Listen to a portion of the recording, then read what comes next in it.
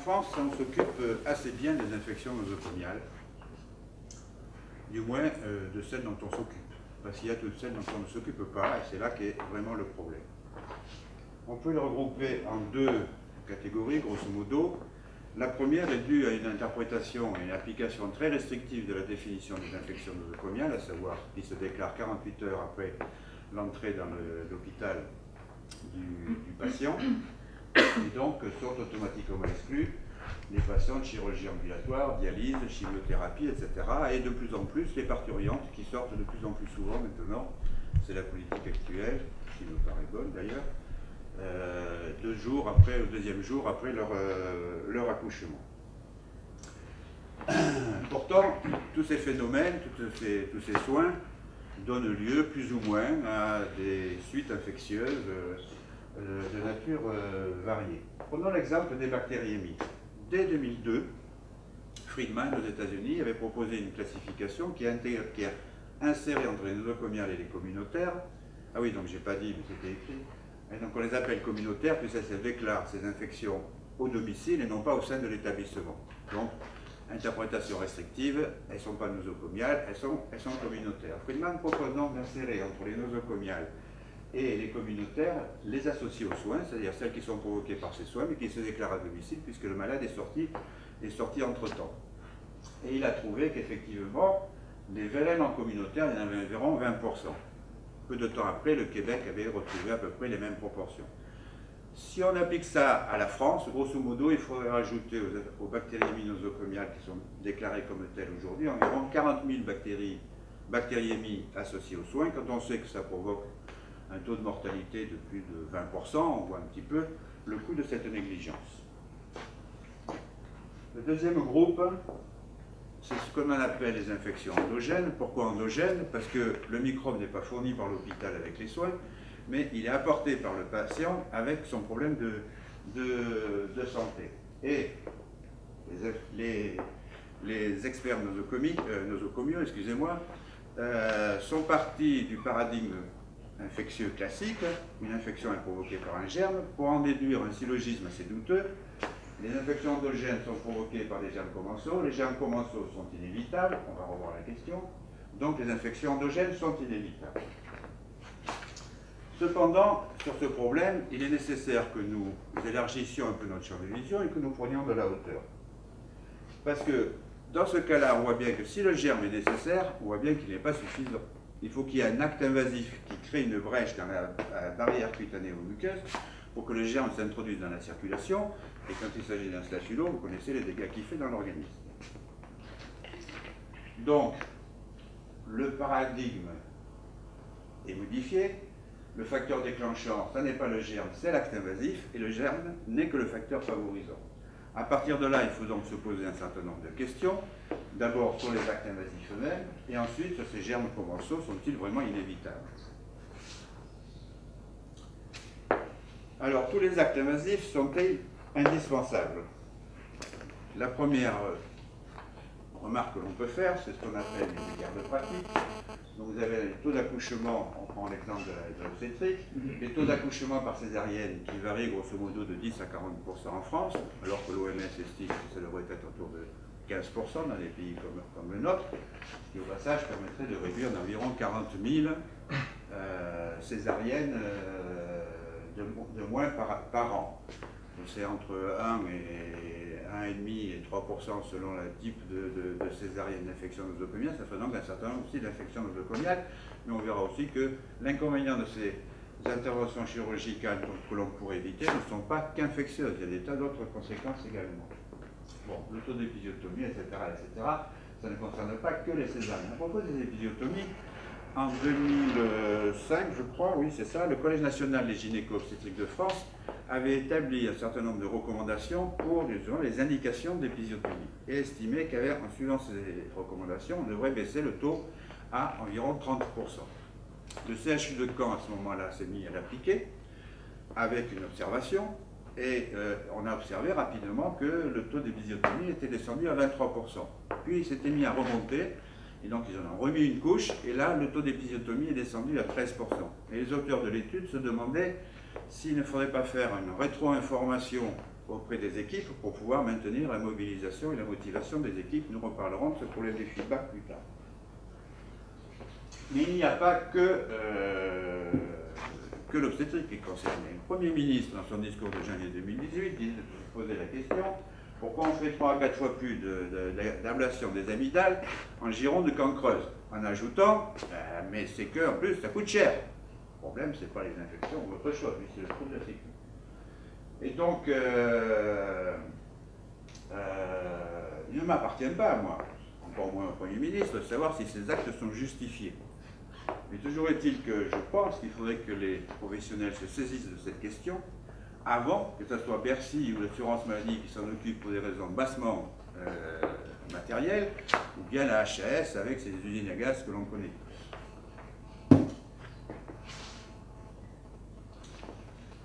Alors, deuxième question qu'on peut se poser à partir de ces actes invasifs, c'est est-ce que l'on ne pourrait pas avoir des traitements médicaux alternatifs à la chirurgie? Quelques exemples, les appendicites. Dans les années 81 ou 80, on en faisait 300 000 environ en France. Dans les années 2010, c'était tombé à moins de 90 000 grâce au progrès de l'imagerie médicale qui avait permis d'améliorer grandement le diagnostic. Mais à cette époque, un certain nombre de personnes se sont dit, mais après tout, une appendicite, c'est une maladie infectieuse. Les maladies infectieuses se traitent par les antibiotiques. Pourquoi on n'essaierait pas? Donc il y a un certain nombre d'essais qui ont été faits, qui se sont multipliés.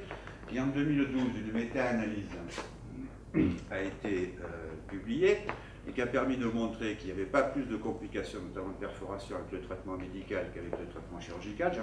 Je précise traitement médical pour les appendicites non compliqués, hein, éventuellement avec un programme de surveillance. Il ne s'agit pas de donner une ordonnance d'antibiotiques et de renvoyer le gars chez lui, mais avec un programme de surveillance qui permet effectivement de décider d'une intervention si cela s'avère nécessaire. Donc il n'y a pas plus de complications. L'avantage, c'est qu'environ on évite 2 tiers des appendicectomies. Grosso modo, un peu moins de 50 000 appendicectomies en moins, à peu près pour la France, et donc autour de 1200, 1500 infections nosocomiales et autres conséquences. Deuxième exemple, plus connu, les prostatectomies. Je ne vais pas m'étendre dessus, mais grosso modo, le docteur Mark Scholz, qui était directeur de l'Institut américain de recherche sur le cancer, estimé dans son bouquin « Touchez pas à ma prostate » que 40 000 des 50 000 prostatectomies qui étaient pratiquées chaque année aux États-Unis, vous voyez, ce n'est pas un phénomène purement français, sinon je parle, n'étaient pas justifiés.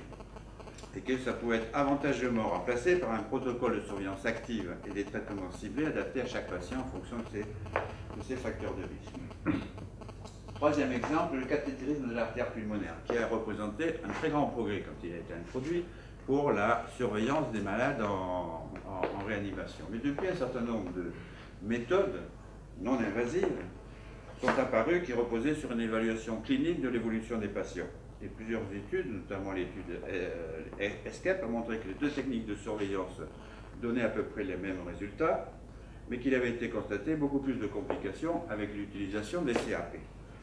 D'autres exemples peuvent être donnés, notamment sur les varices, qui pourraient être pratiquées par la radiofréquence, le laser, etc.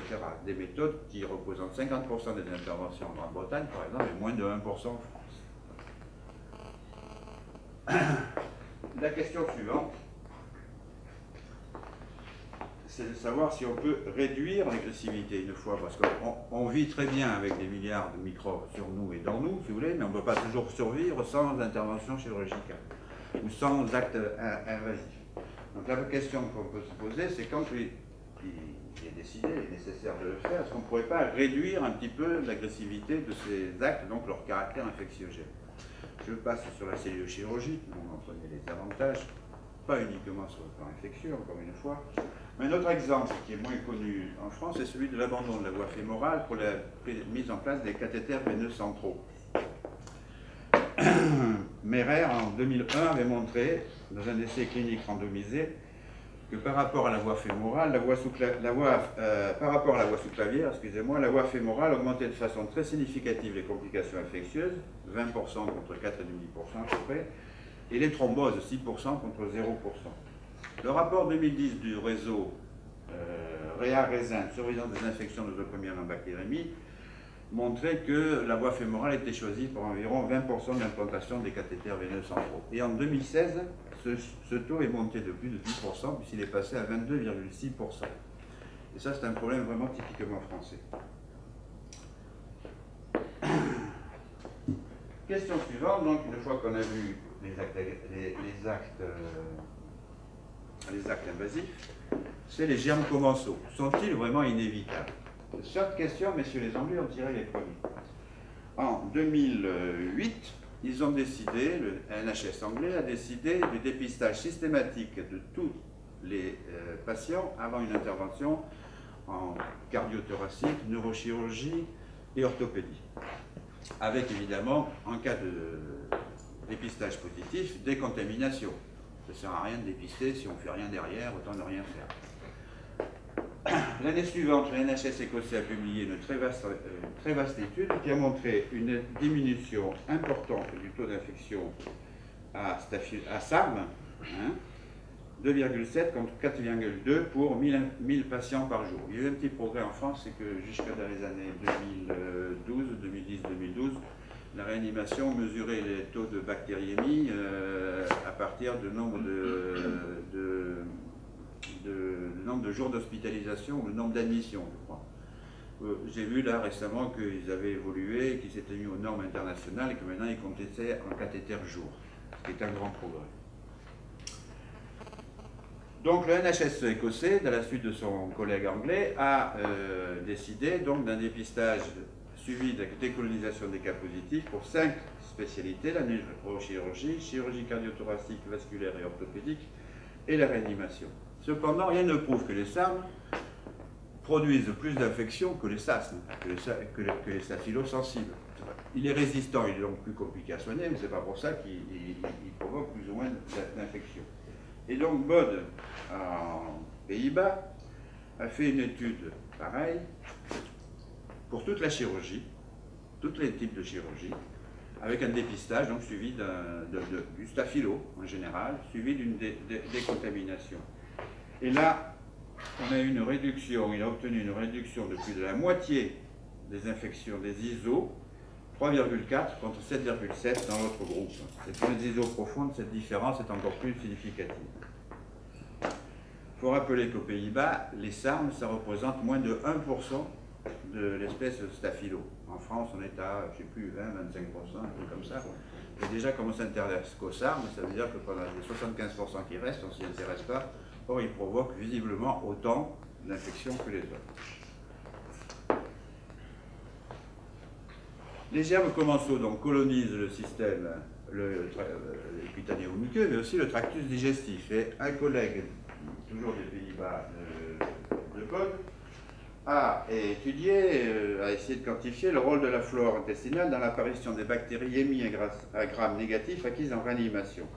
La décontamination sélective oropharyngée a permis de réduire de 33% par rapport aux patients recevant des soins standards, et en y ajoutant, donc l'un plus l'autre, la décontamination sélective du tube digestif, cette réduction était portée à 45%.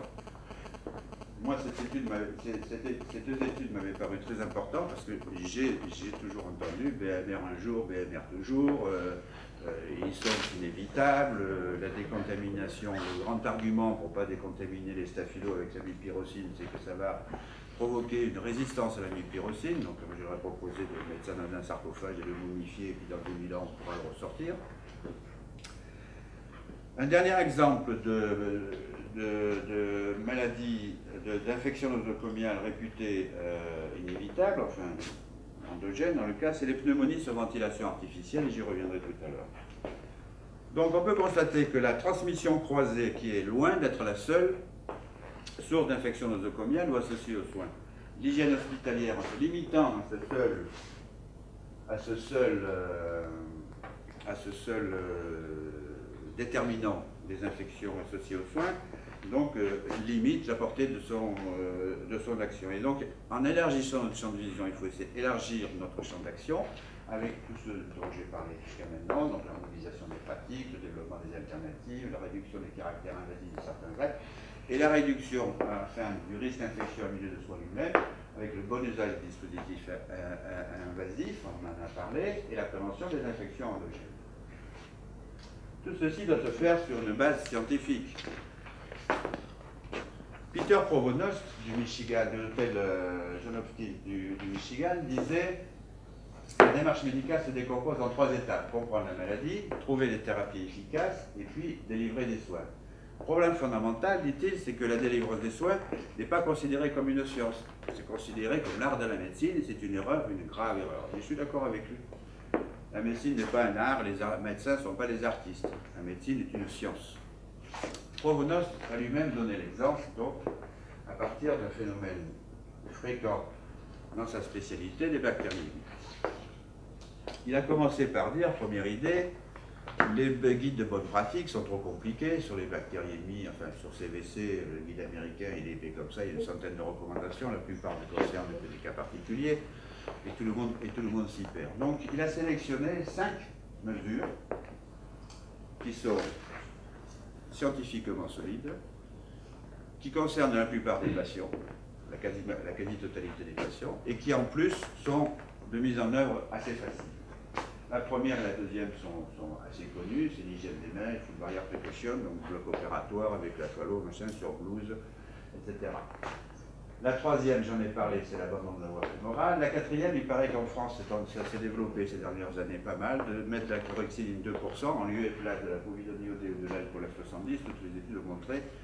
Je crois qu'on t'avait commandé une étude d'ailleurs là-dessus, hein, qui avait montré sans contestation que la chlorhexidine 2% est d'une grande supériorité par rapport aux deux autres. La cinquième est beaucoup plus inhabituelle, y compris aux États-Unis, c'est la réévaluation quotidienne de l'état et de l'utilité des cathéters et le retrait de tout cathéter qui n'a pas d'utilité immédiate. Tout cathéter qui reste alors qu'il n'a pas d'utilité, c'est un danger pour le malade. Ça, c'était sa deuxième idée, la première idée. La deuxième idée, c'était le training, la formation des équipes. Parce qu'effectivement, il ne suffit pas de dire il n'y a qu'à Faucon, puis de distribuer des fiches de bonnes pratiques pour que tout ça, ça se passe ça s'améliore comme par miracle. Revenons à l'obstétrique. Vous voyez le taux d'infection nosocomiale dont je parlais tout à l'heure, accouchement par voie basse 0,73 et césarienne programmée passe à 1,26. Si ce n'est pas normal, c'est logique, on peut le comprendre. Les césariennes en urgence, ça augmente de 50% par rapport aux césariennes programmées. Ça ne peut être que le signe d'une mauvaise maîtrise des procédures en urgence. C'est-à-dire que mauvaise maîtrise ou mauvaise définition, je ne sais pas. En tout cas, il y a un problème. Ça veut dire que quand on est en urgence, on est pressé, on fait les choses et hop, on fait des fautes que l'on ne ferait pas quand on est en programmé. On a tout le temps pour faire les choses correctement. Donc former l'équipe en situation, ça c'est important, et ça c'est vrai qu'on n'est pas habitué. Non seulement nous, individuellement, on n'a jamais été formés, on a distribué des petits copiers ou des fiches, etc. Puis on a dit, ah vas-y, c'est bon.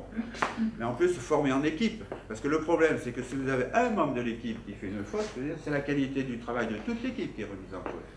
Et donc, former en équipe, c'est sa deuxième idée. Troisième idée, c'est l'évaluation. Ça, c'est vraiment très particulier. C'est l'évaluation extemporanée du respect des procédures. C'est-à-dire que ça ne sert à rien de compter les morts et les blessés après la bataille. Il faut s'assurer pendant la bataille que les choses soient faites correctement pour les éviter. Donc, il a dressé une checklist avec tous les points dont on a parlé jusqu'à maintenant. Et il y a un superviseur qui est chargé de cocher au fur et à mesure où c'est fait correctement. Et le pouvoir, c'est ça qui est le plus important. Si jamais il y a une chose qui n'est pas respectée, c'est d'interrompre la procédure pour qu'on reprenne les choses de manière à ce que toute la procédure dans son ensemble se fasse correctement. Il avoue que quand il a proposé ça à son équipe, il a cru qu'il avait déclenché la Troisième Guerre mondiale. Il a été plus persuasif que moi parce que lui, il est arrivé. Quatrième idée, le recueil des données. C'est-à-dire qu'il a instauré un recueil de données, non seulement sur l'application des procédures, mais également sur les résultats. Hein? Et ce dont on parlait tout à l'heure avec l'épisiotomie pour les gynéco-obstétriciens, rétro-information auprès de l'équipe soignante et débriefing au sein d'un groupe de discussion, d'un comité qui comprend les membres de l'équipe, mais aussi les membres extérieurs pour avoir un regard extérieur. Comme le disait un célèbre pédagogue des années 70, si vous ne êtes pas sûr de l'endroit où vous voulez aller, vous risquez de vous retrouver ailleurs. Et ce qui est le plus grave, de ne pas le savoir. Bref, en 4 ans, dit-il, on a obtenu quasiment un taux d'infection proche de 0. À partir de là, bon, je vous passe les détails. D'abord le Michigan s'y est mis, puis tout le Michigan, puis la Pennsylvanie, puis 23 États, etc. Puis ça a été l'Australie, puis l'Espagne, puis la Nouvelle-Zélande, puis une dizaine de pays qui sont mis à mettre ça en place, donc le protocole, le Clinical Practice Bundle de Provonos, avec à peu près des résultats partout. Jusqu'à ce que les CDC américains s'aperçoivent qu'en fait, il n'y avait que 30% du total des bactériémies sur cathéters centraux qui étaient provoqués en réanimation. Et donc, ils ont décidé d'étendre ce protocole à l'ensemble des services qui insèrent des CVC. Donc, vous avez les résultats qui sont affichés là, et ils ont estimé qu'entre 2001 et 2009, ils ont ça a évité 6 000 décès et environ 414 millions de dollars économisés. L'avantage avec les Américains, c'est qu'ils transforment tout en dollars. Nous, en France, les médecins, on parle art de la médecine, et le Premier ministre, il parle trop de la Sécu. Comment vous voulez qu'on s'entende? C'est pas possible. Il a fait la même chose après Provonos sur les pneumonies sur ventilation artificielle. Pardon. Oui, c'est ça, oui. Et il a obtenu donc une réduction de 70%, l'Espagne s'y est mise à son tour, etc., etc. En France, à propos des bactériémies, l'objectif c'est pas de 0, mais c'est de 1 bactériémie pour 1000 jours avec CVC. Aucun projet n'a été mis en place, évidemment. Et pour l'atteindre, oui, ils sont à peu près à 2 tiers de résultats, 2 tiers des établissements qui ont atteint l'objectif national, mais de 1, pas de 0. Et de 0%, il n'y en a que 38%. Alors vous avez vu que chez les Américains et ailleurs, c'était autour de 70% d'établissements qui obtenaient ces résultats. En conclusion, passer de la lutte contre les infections nosocomiales à la réduction du risque en milieu de soins, en développant ce que j'appelle donc une science des soins en lieu et place de l'art de la médecine, c'est le panorama que je voulais vous présenter aujourd'hui, avec un message optimiste. Il n'y a pas de fatalité. N'écoutez pas les experts nosocomiques. Il n'y a pas de fatalité. Le risque 0 existe. Voilà. Mais il ne faut pas attendre non plus après l'administration, l'ARS ou le ministère, je ne sais qui encore. Ce sont des boutiquiers. Ils ne construisent pas une économie des soins. Ils font des économies de boutiquiers, mais n'importe, ils sont en train de détruire notre appareil de production des soins. Bref, chaque spécialité, à travers ces sociétés savantes, comme l'ont fait les gynéco-obstétriciens sur les épisiotomies, mais il faut multiplier ça, mais également à l'intérieur de chaque établissement, avec sa CME et son projet médical, peut et doit décider de la meilleure façon d'intégrer les résultats de la science dans la pratique quotidienne et la délivrance des soins. Voilà ce que je voulais vous dire aujourd'hui. Je vous remercie.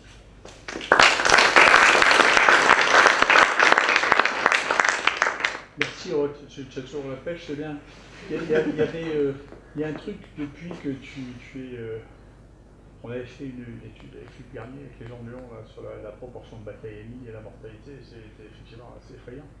Mais il y a un truc qui s'est développé beaucoup depuis que tu es parti et qui est devenu une espèce de désastre contre lequel nous on lutte, qui est le pire de tous, sont les pipelines. Tu n'as pas connu ça, les pipelines. Alors, les pipelines, ça remplace ces vols centrales, mais qui sont mises par les radios, qui sont facturées en plus, donc ça rapporte de l'argent. Et que les gens oublient quand ils servent pour pouvoir faire des prises de sang, les gens oublient ça pendant, alors on fait ça pour les chimiothérapies par exemple, on dit ça pendant 6 mois, 1 an, et on a fait une étude, nous, on s'est rendu compte que quand on mettait un pipeline à quelqu'un, il y avait 1 chance sur 100 qu'il en meure. Non, mais ça ne m'étonne pas. Moi, j'ai une expérience personnelle assez douloureuse. J'avais un cousin qui avait un cancer dernier stade, donc de toute façon, il allait mourir. Mais donc, ils lui ont laissé sa chambre implantable. Il a fait 3 bactériémies. C'est-à-dire, après la première, ils l'ont pas enlevé, après la deuxième, ils l'ont pas enlevé, il a fait la troisième qu'il a emportée. Évidemment, dans les statistiques, il n'est pas mort de bactériémie, il est mort de son cancer. Et pourtant, il est bien mort de bactériémie il y a quelques semaines, quelques mois, qu'il aurait pu passer avec sa famille, il aurait été très content. Donc, je veux dire, c'est cette histoire de maintenir ces dispositifs, quels qu'ils soient, pipeline, cathéter, veineux, centraux, périphériques, etc. Alors que ça n'a pas d'utilité, simplement au cas où une C'est même pas catastrophe. ça. Ce qu'il y a de pire, c'est le confort. La réalité, c'est que les infirmières, ça les L'occasion. emmerde de piquer tous les jours. Et donc, on met un pick line quand il est à piquer, et comme ça, plus personne s'emmerde. On prend le pick line, on fait les prises de sang par le pick line, on fait les injections par le pick line, et personne ne s'emmerde à piquer les malades. C'est ça ce qui se passe en pratique. Il y a une facilité de la chose aussi qui Ouais. est très importante. C'est-à-dire qu'on l'envoie en radio, les radiologues le posent, le facture, tout va bien. Ça en fait tout le monde attend. Il n'enlève pas après. C'est une dérive. Ah, Non, et tous les gens qui regardent ça sont tous d'accord. Si on demande aux urgentistes, leur plus grande cause de bactériémie, c'est des bactériémies nosocomiales qui ne sont pas comptées comme bactériémies. Ils arrivent aux urgences avec une bactériémie parce qu'ils ont un pick line. Les cancérologues oublient de l'enlever, et les types repartent avec leur pick line, ils peuvent le garder 2 ans, 3 ans, sans aucune utilité, sans rien. Donc c'est assez sidérant. Ça, c'est le truc, l'émergence qu'on voit, nous, la plus spectaculaire, c'est ça. C'est vrai qu'il y a des hygiénistes dans la salle, là, j'espère que je ne les ai pas trop choqués, ils n'ont pas de questions, non? On remarque. Des Il questions, y a les praticiennes, là, des questions? Non? Bon. Bon, il y a une question que vous ne m'avez pas posée, mais que je vais me poser à moi-même. Hein? C'est l'enquête nationale de prévalence. Ah, Cette belle fumisterie. Dont on a eu les résultats il y a quelques mois. Bon, pourquoi fumisterie? Parce que premièrement, une prévalence, ça n'a jamais servi à surveiller l'évolution d'une maladie. C'est une coupe transversale, ça sert à compter les moyens en matériel, produits, personnel, etc. dont on a besoin pour prendre en charge un problème. Et un problème plutôt chronique. Si c'est une coupe transversale, si vous avez au cours de l'année, il fait des bons comme ça, ce n'est pas très fiable. Toutes les maladies infectieuses ont des cycles saisonniers. Je crois que pour les infections nosocomiales, ton équipe avait montré ça il y a quelques années. En plus, ça donne une fausse image du problème. Parce qu'il n'y a pas 5% des patients qui ont une infection nosocomiale quand ils rentrent, après être rentrés à l'hôpital. C'est pas vrai. Le taux de prévalence est toujours très supérieur au taux d'incidence. C'est le taux d'incidence qui est important pour savoir quelle est l'importance d'un phénomène. Deuxième chose, c'est après la méthodologie. Il y a plusieurs problèmes. Alors le premier, c'est l'échantillonnage. Ils ont fait un échantillonnage cette année en grappe, donc par établissement, sans respecter évidemment les principes de base des échantillonnages de grappe, ça passons. Mais toujours est-il que l'on constate que, alors attendez, j'ai noté, parce que je ne peux pas trouver, il y a l'âge et puis Alzheimer qui me guette. Hein. Voilà, la répartition des patients de CHU, ils étaient 18% en 2012, ils sont passés à 34% en 2017. Et ils étaient 17% en 2017, ils sont passés à moins de 10% en 2017. En 2017, ils sont passés à moins de 10% en 2012. Par conséquent, on ne peut pas comparer, je ne sais pas lequel des deux est représentatif, si c'est celui de 2012 ou 2017, de toute façon, ils ne peuvent pas être représentatifs tous les deux, parce que les populations de patients n'ont pas évolué comme ça en 5 ans. Bon, ça, c'est la première chose. En plus, problème de méthodologie, c'est que on compte les infections nosocomiales, donc que les infections qui sont déclarées après 48 heures de séjour. Mais au dénominateur, on met tous les patients, y compris ceux qui sont là depuis moins de 48 heures. Donc la population qui est au dénominateur ne correspond pas à la population qui est au numérateur. Bon. Ensuite, vous avez l'analyse des résultats. Franchement.